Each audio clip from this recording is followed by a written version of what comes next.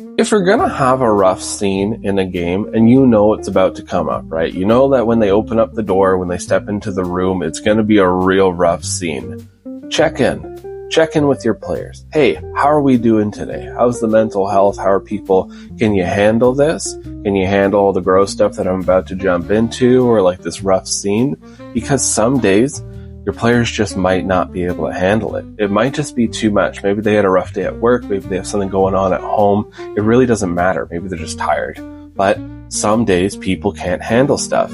Yesterday I had a recording with a bunch of my players for our show Escaping Carcosa, and they were going to be going into a room where somebody was just like really wrecking a lot of corpses and that kind of stuff, doing a bit of mad science. And so I checked in before that just to make sure, because I was going to go into very rough descriptions about what was happening with these bodies. And I know that sometimes people just don't want to hear gore, especially late at night. They had a long day at work, all that kind of stuff. So they don't necessarily want to be hearing this. So check in with your players, see how they're doing. You never know. It might just be a bit of a rough day for them, and they'll appreciate that.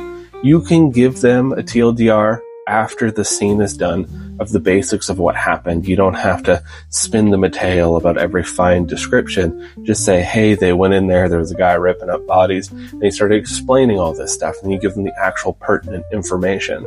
They could step out of the room, they could take their headphones off if you're playing online, and allows the player to have a little bit more in that realm of like safety tools and looking after their mental health, and all the other players can still experience the rough scene you have planned for them. Hope that helps. Bye for now.